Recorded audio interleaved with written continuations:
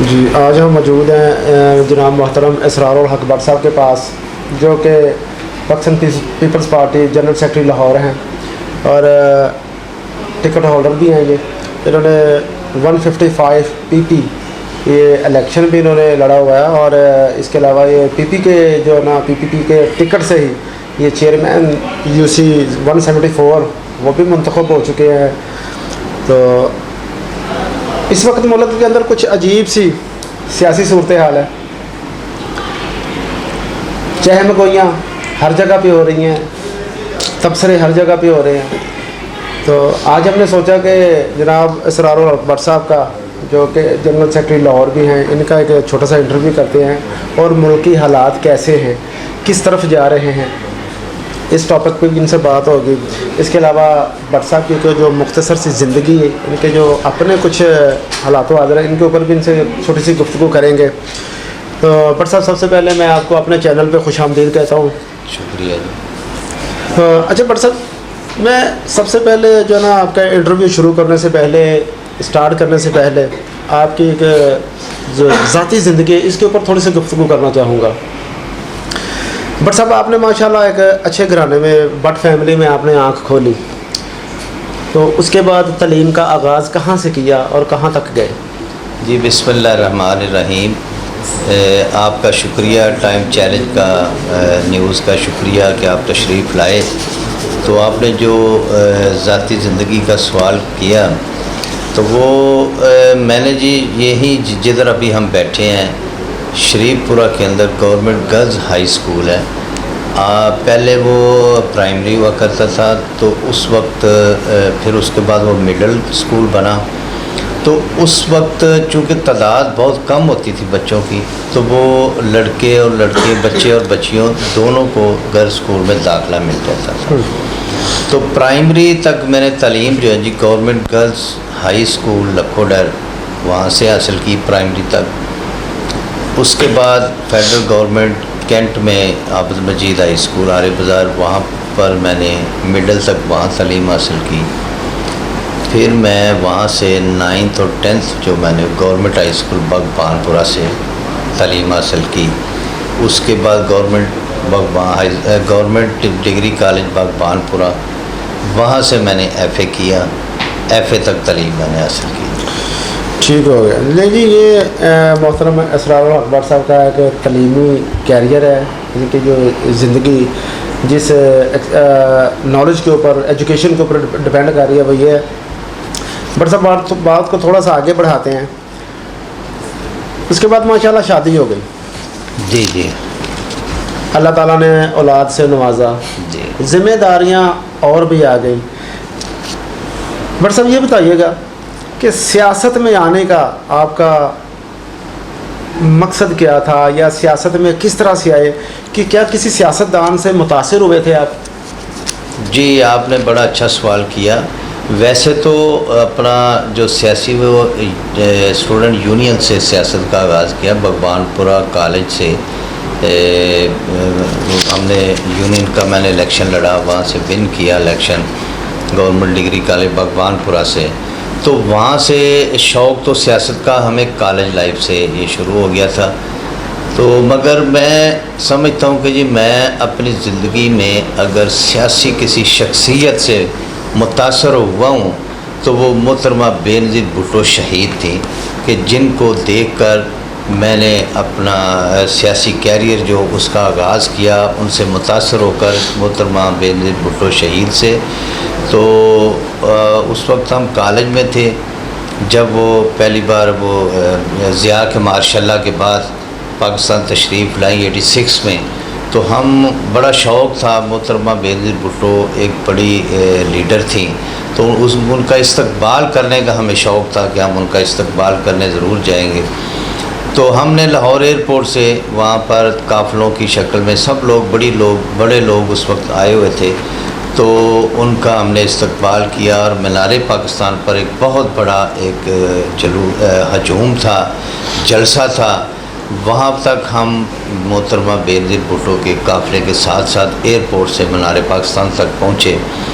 تو بس زیادہ جی میں جو متاثر ہوا محترمہ بینظیر بھٹو شہید کو دیکھ کر متاثر ہوئے اور اپنی جو سیاست کا آغاز وہ پاکستان پیپلز پارٹی سے ہی کیا، اور آج بھی ہم پاکستان پیپلز پارٹی میں کھڑے ہیں۔ جی، پاکستان پیپلز پارٹی پہ کھڑے۔ اچھا بٹ صاحب، کیا اس سے پہلے آپ کا کوئی فیملی ممبر سیاست سے وابستہ تھا؟ جی نہیں، میری جو ہسٹری ہے فیملی کی وہ سیاستدان نہیں تھے۔ میرے جو دادا جی تھے وہ اسکول ٹیچر تھے گورنمنٹ بھگوان پورہ ہائی اسکول میں۔ ان کے ایک بھائی تھے عمر دین صاحب، وہ بھی اسکول ٹیچر تھے۔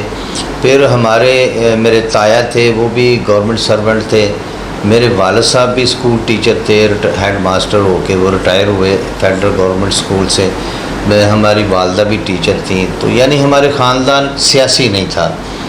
تو ریٹائرمنٹ کے بعد میرے والد صاحب نے الیکشن، اس وقت بی ڈی ممبر کے الیکشن ہوتے تھے، تو انہوں نے بی ڈی ممبر کا الیکشن لڑا اور یونین کونسل لکھو ڈیر سے وہ بی ڈی ممبر الیکٹ ہوئے۔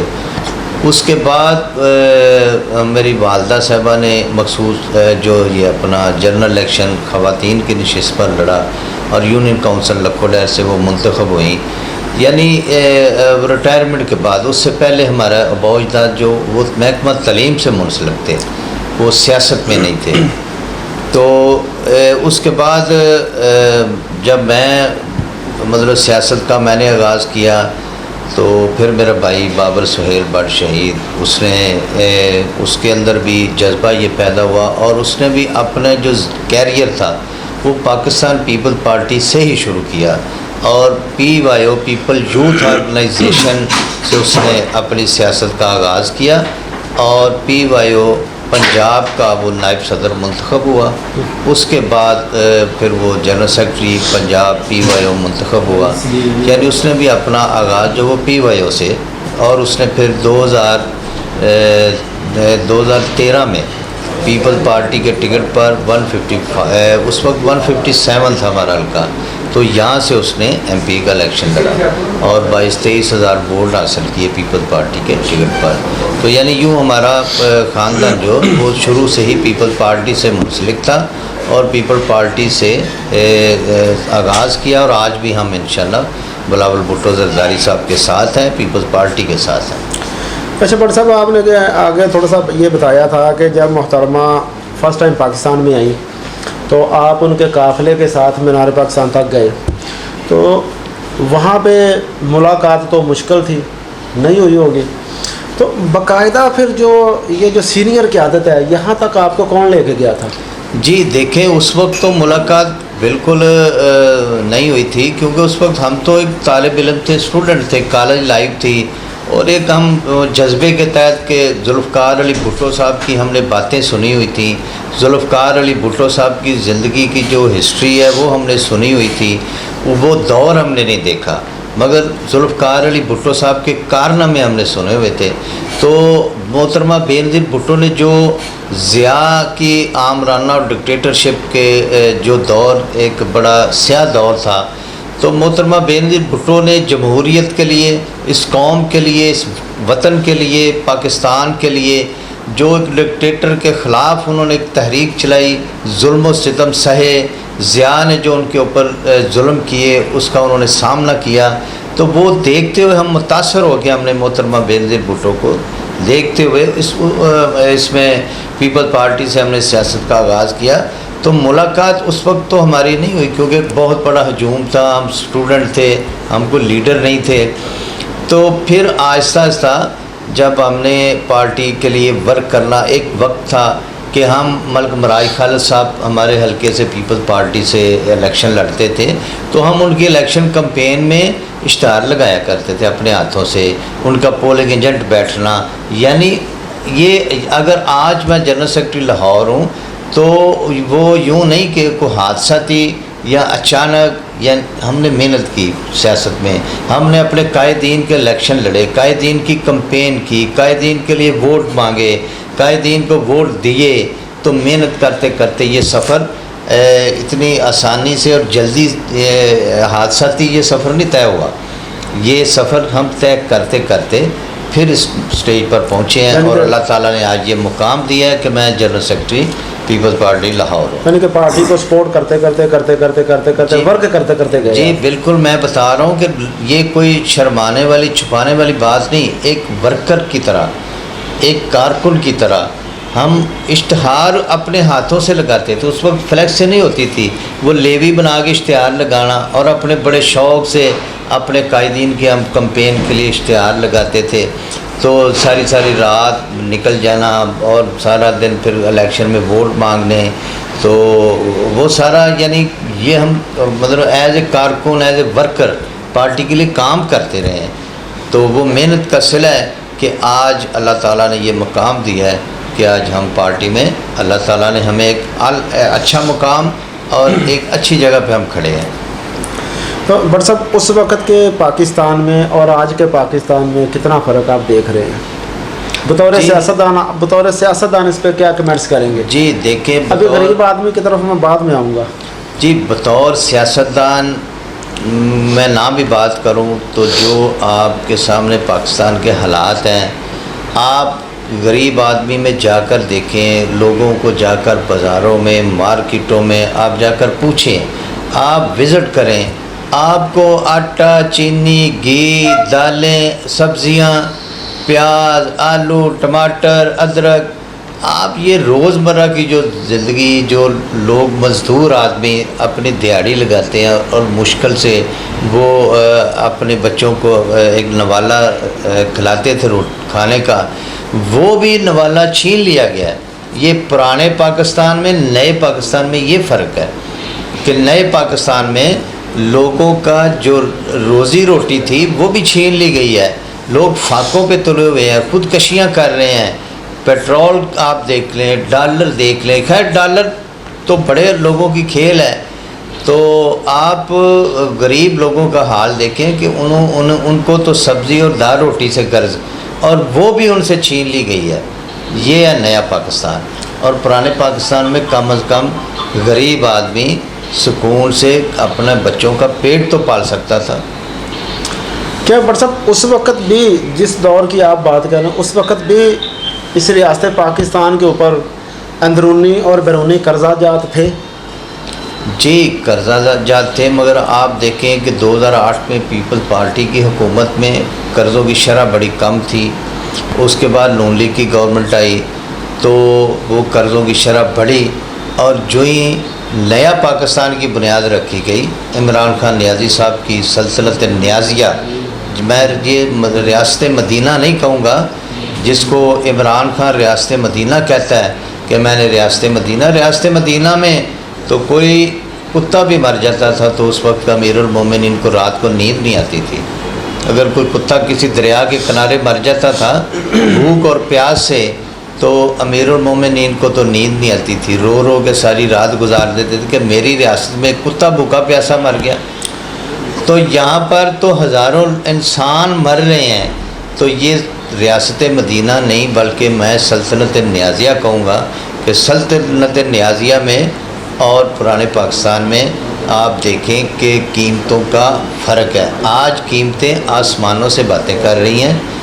تو یہ بڑا فرق ہے. آپ 2008 کی حکومت پیپلز پارٹی دیکھ لیں, آپ 2013 کی نون لیگ کی گورنمنٹ دیکھ لیں, اور آج آپ سلطنت نیازیہ میں دیکھ لیں کہ قیمتوں کا کیا فرق ہے.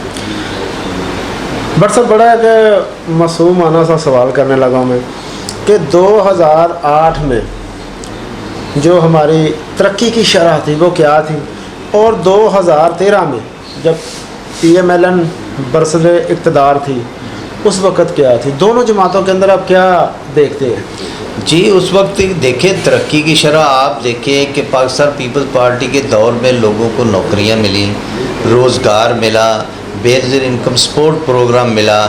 تو لوگوں کو بے نظیر انکم سپورٹ پروگرام کے تحت لوگوں کو علاج معالجے کی سہولتیں ملیں, بیوہ عورتوں کو مالی امداد ملی, بیوہ عورتوں کی یتیم بچیوں کو جہیز فنڈز ملے. تو بے نظیر انکم سپورٹ پروگرام ایک بہت بڑا تحفہ عوام کو پیپلز پارٹی کی گورنمنٹ نے دیا.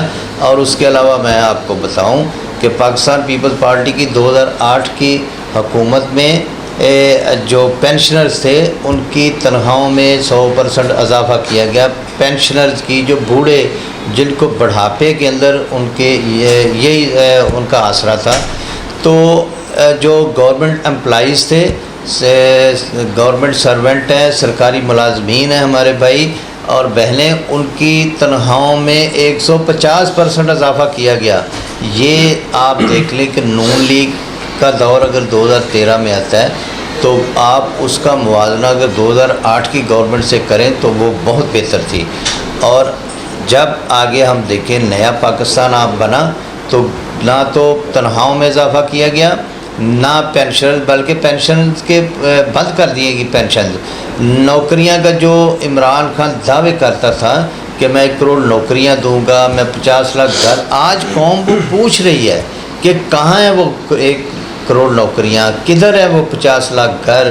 نہ تنخواہوں میں اضافہ, نہ پینشن میں اضافہ, اور مہنگائی. آپ پیاز, آلو, ٹماٹر, ادرک, لہسن, یہ جو روزمرہ کی انسان کی ضروریات ہیں آپ وہ دیکھیں تو آپ کو پتہ چل جائے گا کہ اس دور کا 2008 کی گورنمنٹ 2013 کی اور آج کی میں کیا فرق ہے.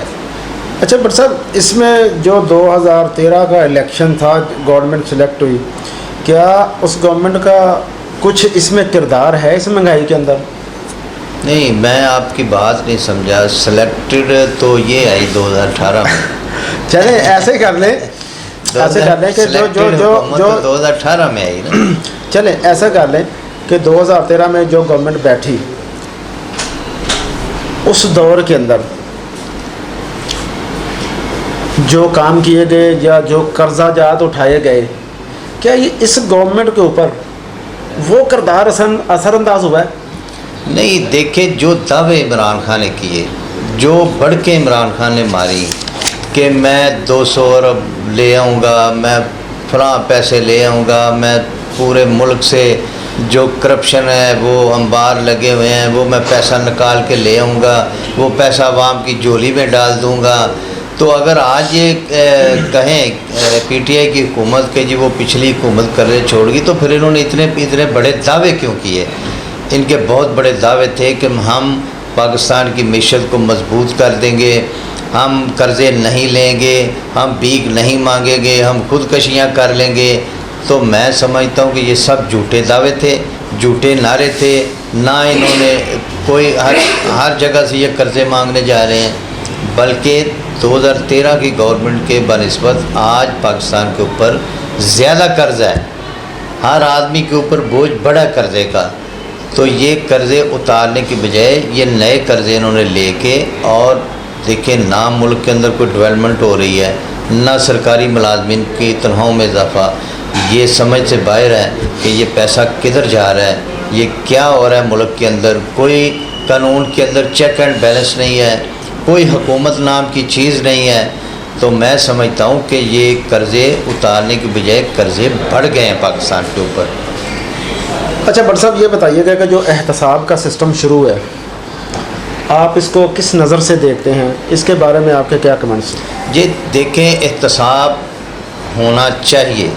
پاکستان پیپلز پارٹی اور ہم سب بھی یہی کہیں گے کہ احتساب ضرور کریں, احتساب ہونا چاہیے, مگر احتساب سب کا ہونا چاہیے. اچھا, کیا آپ سمجھتے ہیں احتساب کے نام پر انتقام نہیں ہونا چاہیے. اگر میاں نواز شریف کے خلاف کوئی بات ہے تو احتساب کریں. اگر زرداری صاحب کے خلاف کوئی چیز ہے, زرداری صاحب تو پہلے 12 سال جیلیں کاٹ چکے ہیں, تو کوئی چیز ثابت نہیں ہوئی. تو احتساب کرنا ہے تو علیمہ باجی کا بھی ضرور کریں, ہم نہیں روکتے, آپ احتساب کریں. علیمہ باجی اگر سلائی مشینوں سے ارب پتی بن سکتی ہے تو کیا اس کا احتساب نہیں ہونا چاہیے؟ اگر جگیر ترین ایک پروفیسر ہو کہ آج کھرب پتی ہے تو کیا اس کا احتساب نہیں ہونا چاہیے؟ علیم خان کو آپ نے پکڑا, ڈرائی کلین کیا, چھوڑ دیا, یہ احتساب ہے؟ کیا احتساب صرف اپوزیشن کے لیے؟ پاکستان کے اور اندر اور بھی بہت سارے طبقات ہیں, ان کا بھی احتساب ہونا چاہیے. پاکستان کے اندر ایک تگڑی بیوروکریسی موجود ہے, ان کا بھی احتساب ہونا چاہیے. ہم یہ نہیں کہتے احتساب نہ ہو, احتساب ہونا چاہیے اور سب کا ہونا چاہیے. بٹ صاحب آپ کے خیال میں کہاں کہاں پہ ہمیں اصلاحات کی ضرورت ہے، کہاں کہاں پہ ہمیں نظام میں بہتریاں لانے کی ضرورت ہے، اور وہ کیسے ممکن ہے؟ جی دیکھیں، جب تک آپ معاشرے کے اندر انصاف کو قائم نہیں کریں گے تو تب تک آپ امید نہیں رکھ سکتے کہ آپ ترقی کریں گے۔ جب تک آپ عوام کے حقوق ان کے ایمانداری کے ساتھ ان عوام تک نہیں پہنچائیں گے تو آپ بالکل ملک کو سمجھے کہ آپ مضبوط اداروں کو نہیں کر سکتے۔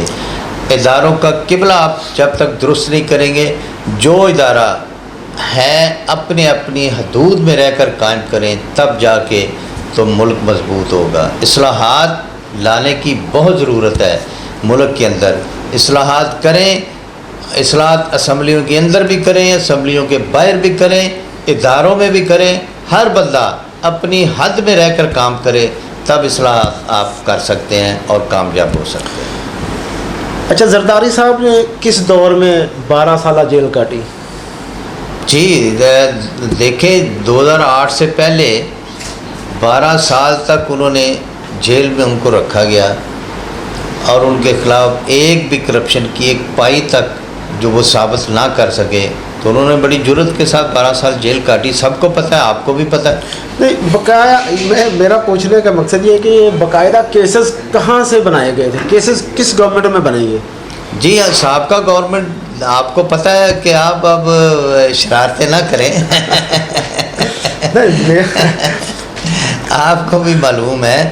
تو وہ جو کیسز ہیں وہ نون لیگ کی دور میں بھی بنے، مگر یہ ہے کہ اپنا ان کے خلاف کوئی بھی کرپشن ثابت نہیں۔ ویسے نون لیگ آپ کو زیادہ مخالفت، آپ لوگ مخالفت کرتی تھی یا پی ٹی آئی زیادہ مخالفت کر رہی ہے؟ دیکھیں، اور کاف لیگ کا دور بھی گزرا ہے، کون سی جماعت سب سے زیادہ؟ مشرف دور بھی گیا ہے، تو مگر زرداری صاحب نے ہر دور میں بہادری کے ساتھ ان کا مقابلہ کیا ہے۔ جو بھی حکومت آئی ہے اس نے پیپل پارٹی کو انتقام کا نشانہ بنایا ہے۔ جنرل ضیاء الحق سے لے کر آج تک پیپل پارٹی نے قربانیاں دی، پیپل پارٹی کی لیڈرشپ نے قربانیاں دی اور ڈٹ کر مقابلہ کیا۔ پیپل پارٹی کے لیڈرشپ نے بھی، پیپل پارٹی کے ورکر نے بھی۔ جو بھی دور آیا، چاہے وہ مارشل ہے، چاہے وہ ڈکٹیٹر ہے، چاہے وہ سول ڈکٹیٹر ہے، آج کل جیسے ایک ملک کے اوپر سول ڈکٹیٹر کی حکومت ہے، ہم اس کو جمہوری حکومت نہیں سمجھتے اور نہ ہم اس کو جمہوری حکومت کہیں گے۔ آج بھی پیپل پارٹی کو دیکھیں، خورشید شاہ صاحب کو، شرجیل میمن صاحب کو، ڈاکٹر عاصم صاحب کو، فریاض تالپور صاحبہ کو رات 12 بجے کا ٹائم تھا، ہاسپٹل سے جیل میں ڈال دیا گیا۔ تو پیپل پارٹی کی قیادت کو ہراساں کیا جا رہا ہے تاکہ وہ بھٹو کا نام نہ لیں، مگر بھٹو آج بھی اپنے کارناموں کی وجہ سے زندہ لوگوں کے دلوں میں، کہ بھٹو نے پاکستان کے دفاع کو مضبوط کیا، بھٹو نے مزدور کو اس کے حقوق دیے، بھٹو نے تعلیم کے لیے اس ملک میں کام کیا، بھٹو نے ایک اسلامی بلاک بنایا، بھٹو نے اسلامک سمٹ کانفرنس کرائی، بھٹو نے اس ملک کو ایک متفقہ آئین دیا جس آئین کے تحت آج بھی ادارے جو ہے نا وہ چل رہے ہیں۔ تو اس لیے بھٹو آج بھی لوگوں کے دلوں میں زندہ ہے۔ بھٹو ایسے نعروں میں زندہ نہیں، بھٹو اپنے کارناموں کی وجہ سے دلوں میں زندہ ہے۔ بڑا بڑی پیاری بات کی، اسی آئین کے اندر جمہوریت عوام کو مضبوط کرتی ہے، تحفظ دیتی ہے۔ سانحہ ماڈل ٹاؤن کو پھر کس نظر سے دیکھیں گے کہ بھٹو صاحب کے آئین کی دھجیاں اڑائی گئی ہیں؟ جی سانحہ ماڈل ٹاؤن دیکھیں، اس میں سمجھتا ہوں کہ وہ معصوم لوگوں کے اوپر بڑا ظلم ہوا تھا۔ اور یہ ظلم کرنے والے کون لوگ تھے؟ ظلم کرنے والے دیکھیں آج تک وہ ڈھونڈ رہے ہیں سب، وہ ان کے خلاف کارروائی ہوئی، پرچہ ہوا، مقدمہ ہوا، وہ بھگت رہے ہیں آج تک۔ تو میں سمجھتا ہوں کہ وہ ایک بہت بڑا سانحہ تھا کہ لوگوں کے ساتھ، جانوں کے ساتھ کھیلا گیا، تو ان کے خلاف کارروائی ہوئی ہے، وہ عدالتوں میں اپنا سامنا کر رہے ہیں۔ آپ تو بطور سیاستدان بہتر جانتے ہو گے نا کہ یہ وہ تو میں بھی ہو سکتا ہوں، آپ بھی ہو سکتے ہیں۔ دیکھیں اس وقت نون لیگ کی گورنمنٹ تھی، تو میں سمجھتا ہوں کہ جو حکومتیں جو وقت ہوتی ہے وہ کوئی ایسا سانحہ ہوتا ہے تو وہ اس کی ذمہ دار وہی ہوتے ہیں۔ تو وہ نون لیگ کی گورنمنٹ تھی اس وقت، جو بھی اس وقت ایسے لوگ تھے جو اقتدار میں بیٹھے تھے، میں سمجھتا ہوں کہ وہی ذمہ دار ہیں۔ کوئی اگر ظلم ہوتا ہے، وہ عام کے ساتھ زیادتی ہوتی ہے، تو جو وقت کے حاکم ہوتے ہیں وہ ذمہ دار ہوتے ہیں. ذمہ دار ہوتے ہیں. بہت اچھا بٹ صاحب، جو موجودہ گورنمنٹ اس وقت پی ٹی آئی، ان کے پاس جتنی بھی ٹیم ہے وہ دوسری جماعتوں سے بھی لوگ نکل کے آئے ہیں. تو آج اگر آپ اس پارٹی کو تنقید کرتے ہیں تو اس کا مقصد اگر کوئی پی پی سے آیا، کوئی نون لیگ سے آیا، کوئی کاف لیگ سے آیا، تو کیا آپ اپنے ہی لوگوں کو تنقید کر رہے ہیں؟ نہیں، دیکھیں آپ نے یہ بڑا اچھا سوال کیا ہے. ہم ان کے اوپر تنقید نہیں کر رہے، ہم تو خوش تھے کہ وہ لوگ چلے گئے. وہ کون لوگ؟ جن کو عمران خان کہتا تھا کہ یہ کرپٹ ہے، جن کو عمران خان کہتا تھا یہ کرپٹ ہیں، وہ لوگ پارٹی جب چھوڑ کے عمران خان کے ساتھ چلے گئے. تو ہم تو خوش ہیں کہ کرپٹ جو پیپلز پارٹی میں لوگ تھے وہ عمران خان لے گیا اپنے ساتھ، وہ جن کو وہ خود کرپٹ کہتا تھا. تو ہم تو خوش ہیں کہ آج جو عمران خان کی جماعت میں چلے گئے وہ دودھ کے ساتھ دھل گئے، ان کے تمام گناہ معاف، کیونکہ وہ پی ٹی آئی میں شامل ہو گئے. تو ہمیں اس بات پہ کوئی رنج نہیں، کوئی غم نہیں کہ وہ لوگ ہمیں چھوڑ کر پیپلز پارٹی کو کیوں گئے. مگر ہم یہ سوال آج عمران خان سے کرتے ہیں کہ جن لوگوں کے اوپر عمران خان انگلی اٹھاتا تھا، آج ان سب کو لے کر، جو مشرف کی کیبنٹ میں تھے، جو پیپلز پارٹی کی کیبنٹ میں تھے، جو کاف لیگ کی کیبنٹ میں تھے، آج وہ سب کرپٹ لوگ جن کو عمران خان کرپٹ کہتا تھا ان کو ساتھ ملا کر، زرداری صاحب نے تو پہلے دن کہہ دیا تھا کہ یہ پکڑ تکڑ کی حکومت ہے، ان کو ہمیں گرانے کی بھی ضرورت نہیں پڑے گی، یہ خود گریں گے. تو اس لیے جو کرپٹ تھے وہ جب پی ٹی آئی کی لانڈری میں گئے تو وہ ڈرائی کلین ہو گئے، وہ دھل گئے. اچھا بٹ صاحب، پی ایم ایل این اور پاکستان پیپلز پارٹی، یہ یوں سمجھ لیں کہ جیسے انڈیا اور پاکستان کا میچ ہوتا تھا، ان کے الیکشن تو اس طرح کی کنڈیشن، اس طرح کی حیثیت رکھتے تھے. تو آج یہ اتفاق، اس کی وجہ کیا ہے؟ جی دیکھیں، بالکل آپ کی بات درست ہے کہ پیپل پارٹی اور نون لیگ ایک دو ملک کی بڑی جماعتیں ہیں اور ہمیشہ ان کا مقابلہ آپس میں ہوا ہے. مگر آج وقت کی ضرورت ہے. نہ تو پیپل پارٹی نون لیگ کو سپورٹ کر رہی ہے، نہ نون لیگ پیپل پارٹی کو سپورٹ کر رہی ہے، اور نہ یہ دونوں جماعتیں مولانا فضل الرحمان کو سپورٹ کر رہی ہیں. بلکہ اپوزیشن کا یہ حق ہے اور اپوزیشن کا یہ فرض ہے کہ جب ملک، عوام، قوم مشکل میں ہو تو ان کے اوپر یہ فرض ہے کہ یہ اکٹھے ہو کر ملک و قوم کی خاطر یہ باہر نکلے. اور اگر میں سمجھتا ہوں کہ اگر آج اپوزیشن اکٹھے ہو کر مل کر عوام کے حقوق کے لیے باہر نہیں نکلتے تو پھر یہ قوم کو جواب دے ہوں گے کہ آپ نے قوم کی، عوام کے حقوق کی بات کیوں نہیں کی. یہاں پر کسی کا مقابلہ نہیں، کوئی کسی کو سپورٹ نہیں کر رہا. یہاں پر صرف اگر نکلیں ایجنڈا ایک ہے، سب ایک پیج پہ ہیں کہ عوام کے اوپر جو مہنگائی کا بم گرایا گیا ہے، عوام کو ان مشکلات سے ہم نے مل کے نکالنا ہے. تو یہ سب ابھی مل کر کسی مفاد کی خاطر نہیں، کسی کا کوئی مقاصد نہیں، مقاصد صرف یہ ہے کہ قوم کے لیے باہر نکلنا ہے، پاکستان کے لیے باہر نکلنا ہے، کشمیر کے لیے باہر نکلنا ہے جس کی سودے بازی عمران خان کیے بیٹھا ہے. تو عوام کے حقوق کے لیے مل کر یہ سب نکلے ہیں، اس میں ذاتی کسی کا کوئی مفاد نہیں. ٹھیک ہوگا. اچھا بٹ صاحب، کون سا ایسا ادارہ آپ کی نظر میں اس وقت جو اس موجودہ گورنمنٹ نے اس کو سب سے زیادہ یرغمال بنایا ہوا ہے؟ کون سا ادارہ؟ ایسا ڈپارٹمنٹ کون سا ہے؟ جی دیکھیں، ادارے تمام جو ہے وہ پاکستان کے ادارے ہیں. کوئی کسی ادارے نے کسی کو یرغمال نہیں کیا ہوا. سارے ادارے اپنی اپنی جگہ میں پہ کام کر رہے ہیں. یہ ہم آگے آپ نے شکوہ کیا تھا نا، یہ شکوہ کیا تھا کہ پی ٹی آئی جو ہے یہ مسلط ہے جی، اور ادارے اپنی حدود کے اندر کام نہیں کر رہے، ان کو حدود کے اندر کام کرنا چاہیے. جی میں نے یہ عرض کیا کہ اگر ملک نے ترقی کرنی ہے تو اصلاحات یہ ہونی چاہیے کہ ہر ادارہ اپنی اپنی حدود میں رہ کر کام کرے، کوئی کسی دوسرے کے کام میں مداخلت نہ کرے. جو پی ٹی آئی کی حکومت کا مسلط ہونے کی جو آپ بات کر رہے ہیں، وہ آپ سب کو پتہ ہے کہ یہ ایک سلیکٹڈ حکومت ہے. تو جو سلیکٹڈ ہوتی ہے اس کو سلیکٹر کر بھی، اس کے سلیکٹر بھی ہوتے ہیں، یعنی اس کو سلیکٹ کرنے والے بھی ہوتے ہیں.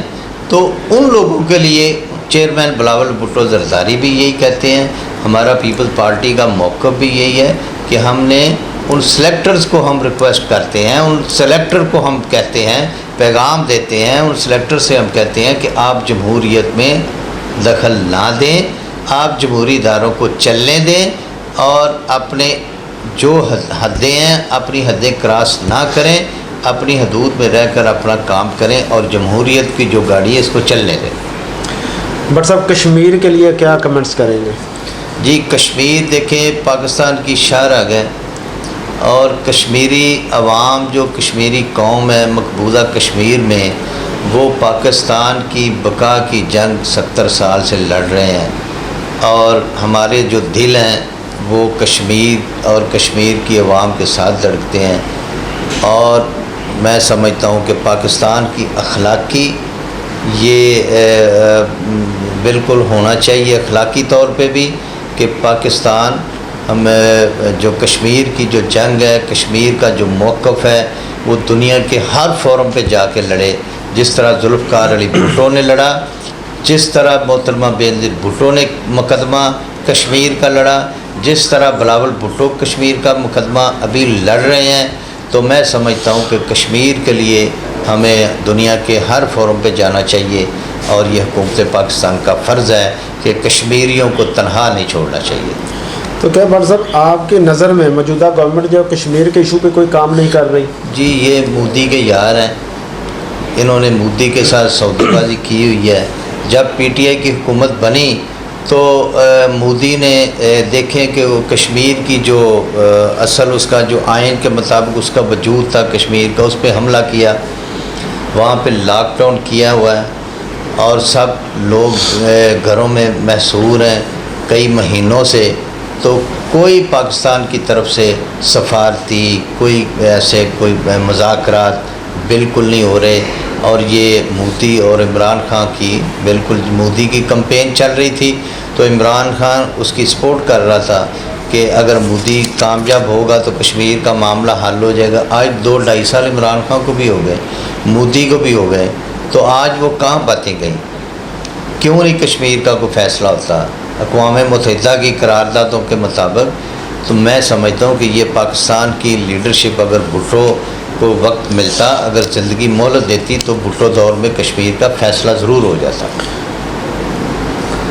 بھٹو صاحب تو اب نہیں ہے، کیا آپ کے پاس پاکستان پیپلز پارٹی کے پاس سینئر قیادت جو کشمیر کے ایشوز اور موجودہ پاکستان کو جو مسائل درپیش ہیں، ان چیلنجز سے مقابلہ کرنے کے لیے کوئی ایسی پرسنالٹی ہے آپ کے پاس؟ جی دیکھیں بینظیر بھٹو صاحبہ کی شکل میں، بھٹو کی شکل میں بلاول بھٹو زرداری صاحب پاکستان پیپلز پارٹی کے چیئرمین ہیں، تو انشاءاللہ بلاول بھٹو زرداری صاحب حکومت بنائیں گے تو کشمیر کا مقدمہ انشاءاللہ دنیا میں بہترین طریقے سے وہ لڑیں گے، اور پیپلز پارٹی کی گورنمنٹ میں ہی انشاءاللہ کشمیر آزاد ہوگا۔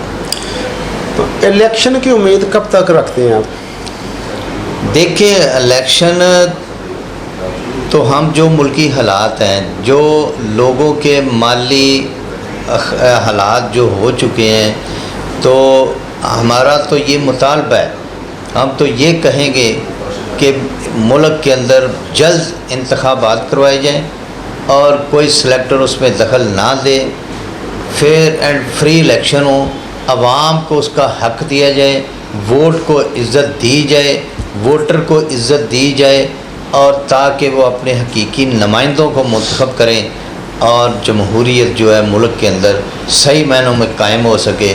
ہمارا تو یہ مطالبہ ہے کہ جلد از جلد انتخابات ملک کے اندر کروائے جائیں۔ بٹ صاحب جیالوں کے نام کوئی پیغام دینا چاہیں اپنی قیادت کو، اپوزیشن پارٹیاں جو پارٹیز ہیں ان کو، جو موجودہ گورنمنٹ ہے ان کو، اور پبلک کو کوئی پیغام دینا چاہیں؟ جی دیکھیں میں تو جالوں کو تو یہ پیغام دوں گا کہ آج ہماری نوجوان قیادت چیئرمین بلاول بھٹو زرداری صاحب ہیں، آؤ مل کر ہم سب ان کے ہاتھوں کو مضبوط کریں، بلاول بھٹو زرداری کے ساتھ دیں اور پاکستان کے اندر ایک ایسی جمہوری حکومت قائم کریں، چیئرمین بلاول بھٹو زرداری صاحب اس کے وزیر اعظم ہوں، اور بھٹو کا جو ویژن اور جو محترمہ بینظیر بھٹو صاحبہ کا ویژن ہے اس کو لے کر ہم آگے چلیں اور پاکستان کو مضبوط سے مضبوط تر بنائیں۔ بہت شکریہ بٹ صاحب، آپ سے گفتگو کر کے بات کر کے بہت اچھا لگا۔ جی شکریہ۔ جی ابھی اسرار الحق بٹ صاحب جو جنرل سیکرٹری پیپلز پارٹی لاہور ہیں تو ہم ان کے پاس موجود ہیں، ہم نے ان سے کچھ باتیں کی اور ابھی آپ دیکھ رہے ہیں کہ بٹ صاحب نے جو کمنٹس کیا وہ آپ کے سامنے ہے۔ خیر انشاءاللہ اگلے پروگرام تک کے لیے ہمیں اجازت دیں، اگلے پروگرام میں ایک نئے انداز کے ساتھ، ایک نئے سوالوں کے ساتھ پھر آپ کی خدمت میں حاضر ہوں گے۔ تب تک کے لیے اجازت دیجیے، اللہ حافظ۔